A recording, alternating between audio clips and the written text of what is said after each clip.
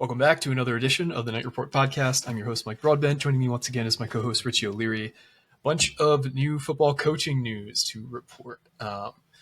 Last night, Rutgers hired its new safeties coach, Vic Hall. They got him from Penn State as well, where he was an analyst last year. Rutgers promoted Charlie Noonan to the defensive tackles coach. So we'll get into those two hires, and we'll talk about a recruiting update as well. But first, before we get into any of all that, this podcast is presented to you by BetOnline. BetOnline is the world's most trusted betting platform and your number one source for online betting in 2025. Whether you're a seasoned fan or a first-time bettor, BetOnline is your ultimate game day companion. The largest selection of odds on everything from the NBA and college basketball to the NHL and UFC. BetOnline continues to be your number one sports betting source. From every three-pointer to hat trick, BetOnline has you covered with odds, stats, and every game, every play, and every win. BetOnline, the game starts here. So let's go with the first hire. Vic Hall was hired from Penn State as the safeties coach. He was an analyst there last year. Before he was at Penn State, he had spent 3 years at Ball State, where he was the defensive backs coach, pass game coordinator, and cornerbacks coach at different points. He also spent time at Howard. He spent time at Western Illinois, and he also spent time at Hampton. one other place, Hampton. Yep.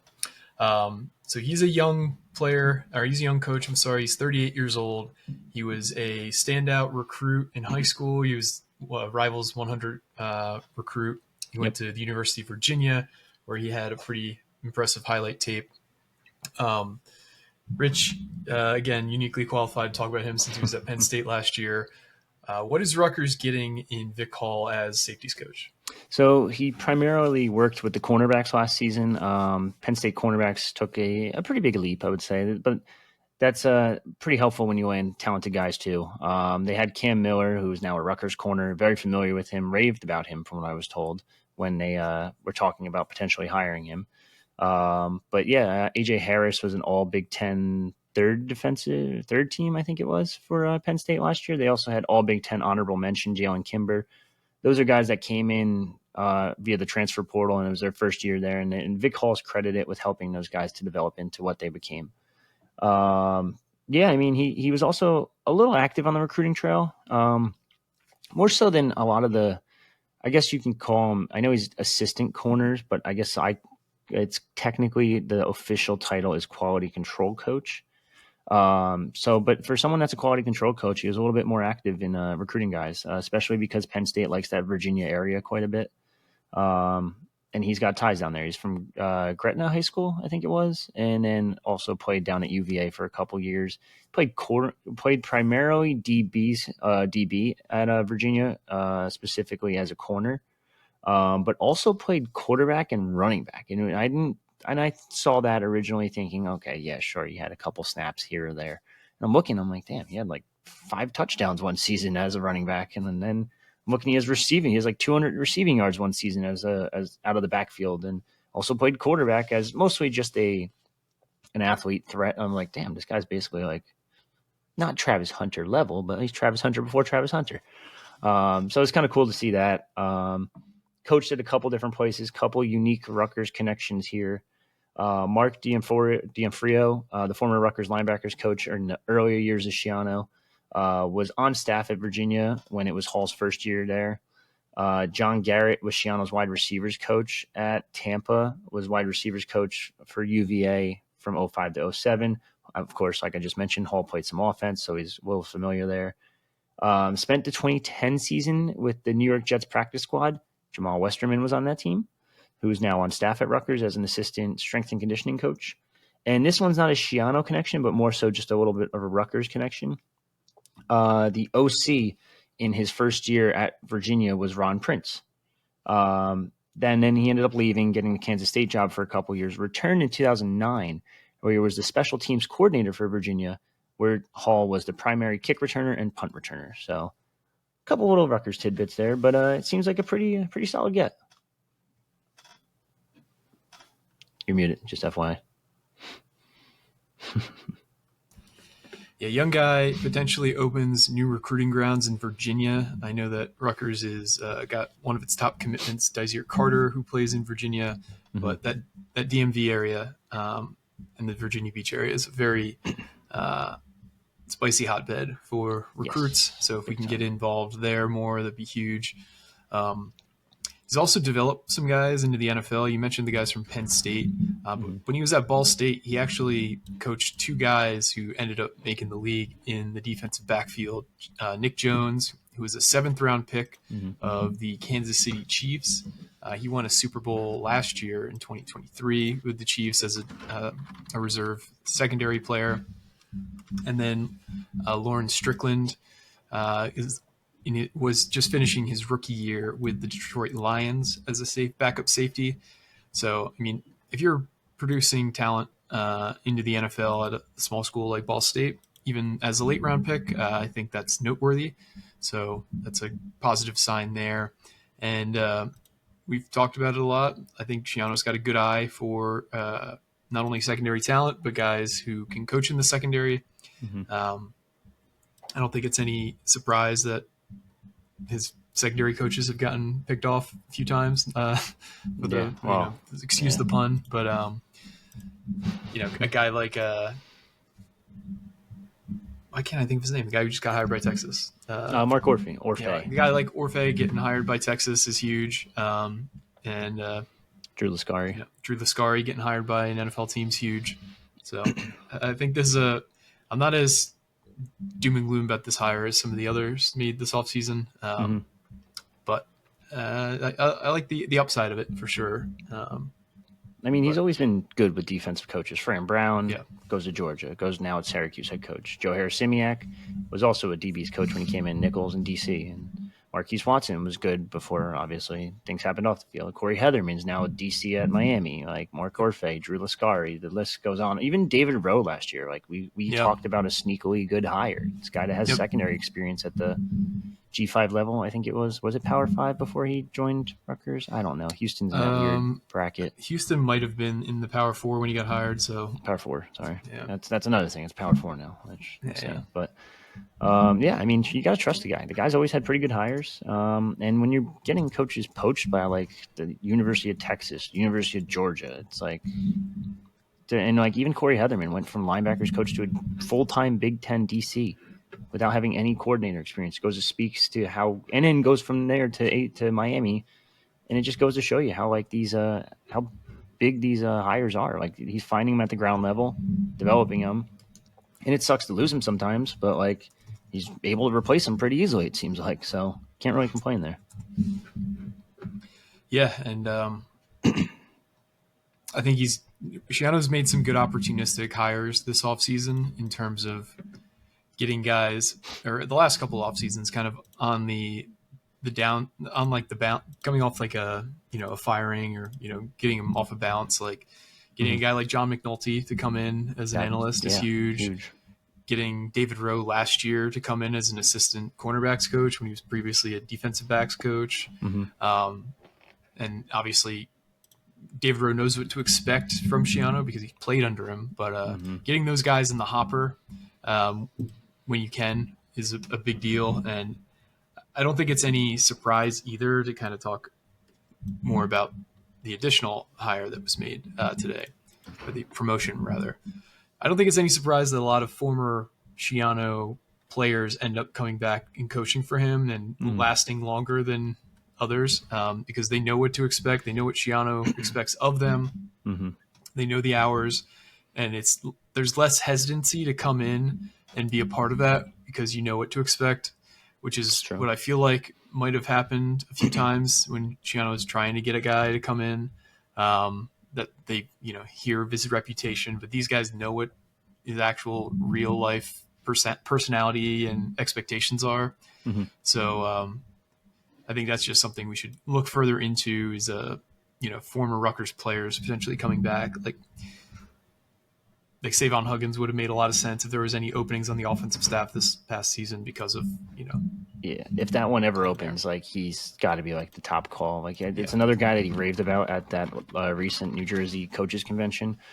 And now, mind you, Savon's in the background, so it's like it's a little easier to say that when they're in the room. But Yep. spoke very, very highly of him at that coaches convention.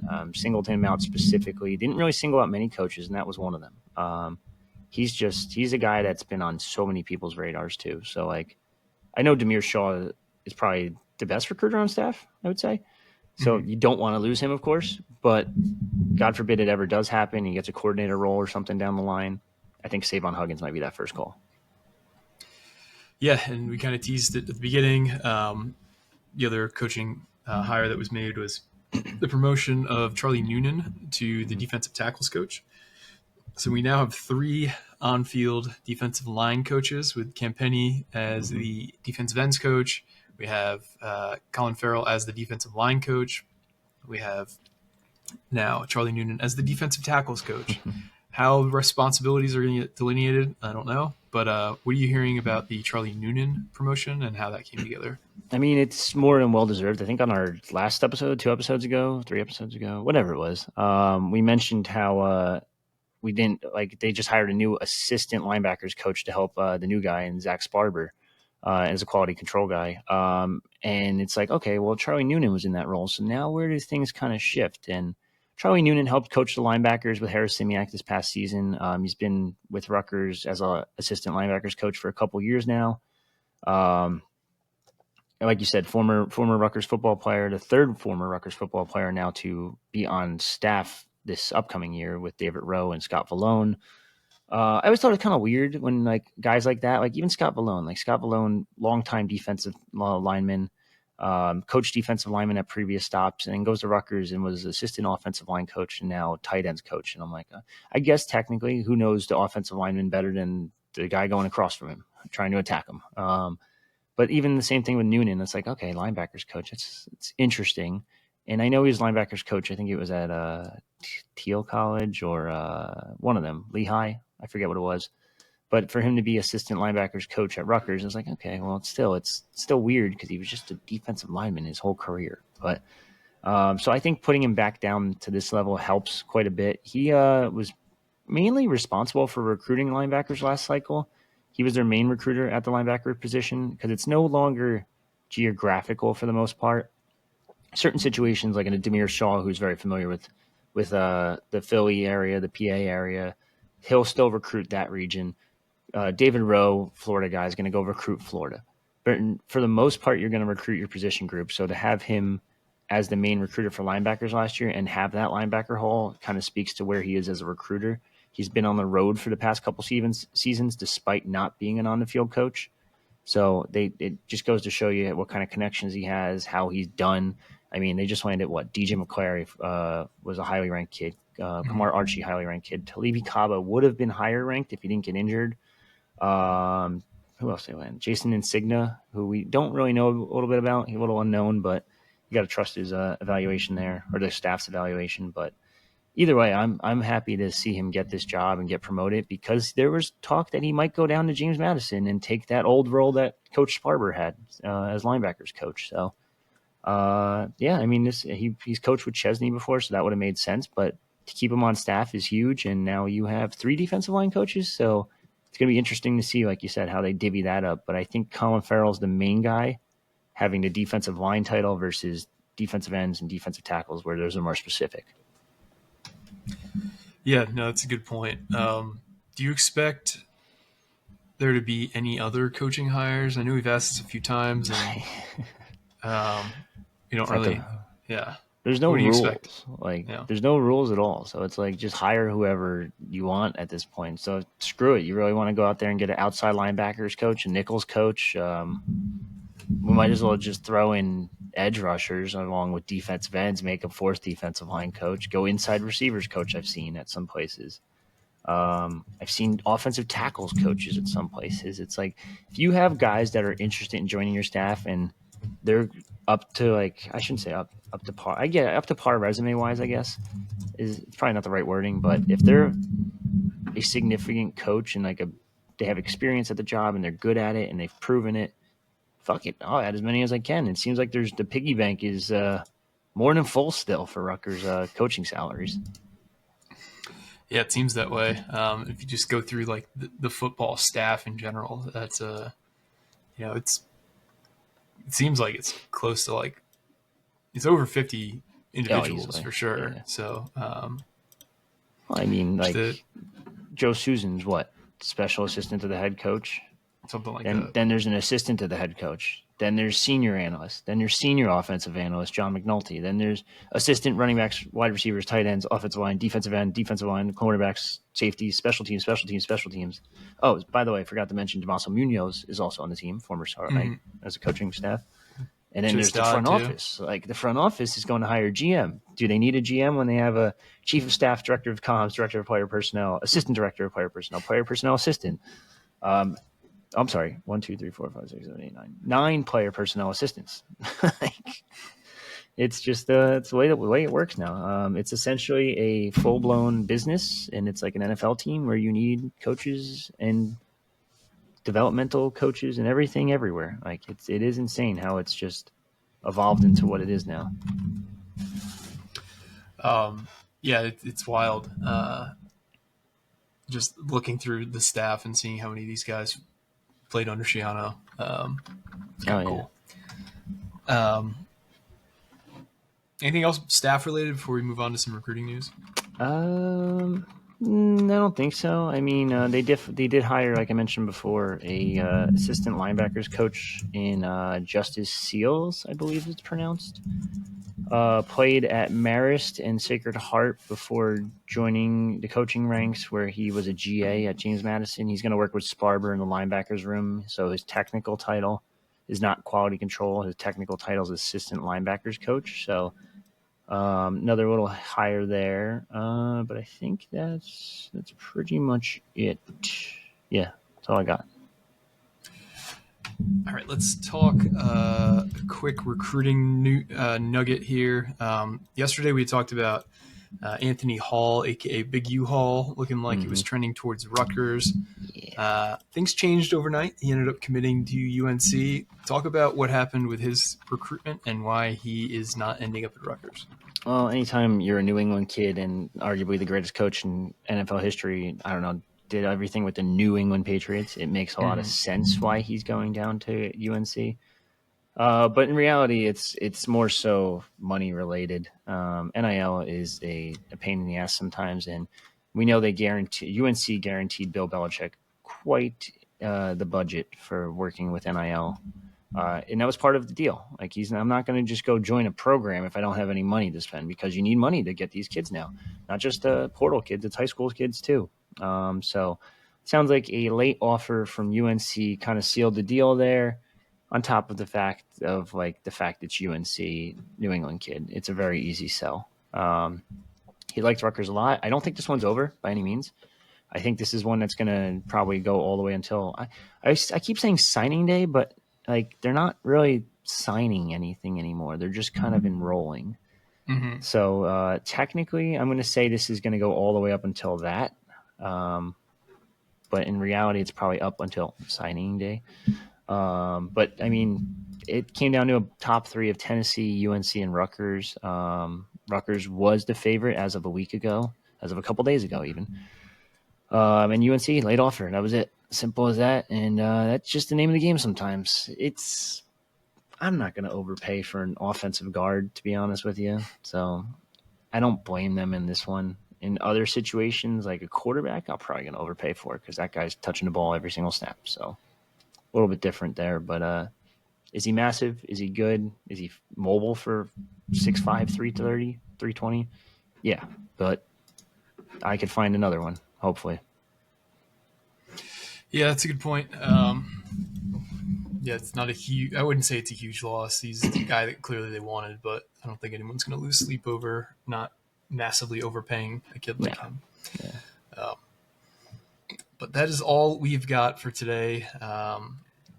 Just to plug the contest we're running. If you want to enter for our 400th episode celebration, you can do it one of 2 ways. You can leave a 5-star review on Apple Podcasts mentioning 400. That'll get you 2 entries to the contest. If you leave a comment below on this video, you'll get a single entry to the contest if you mention 400. We're going to do the drawing at the end of the month for 2 prizes. One is the Slam magazine with Ace and Dylan on it, and another is an autograph card of I think Ace or Dylan. I'm sorry. But that is all we've got. We want to thank you once again for listening. Pay attention to your feeds because you never know when a pod's going to drop in. You never know news is going to break. There's a basketball game on Sunday night against USC at 6:30. So we'll probably do something on Monday for that if you don't hear from us before then. But for me and Rich, this has been another edition of the Knight Report podcast. Signing off.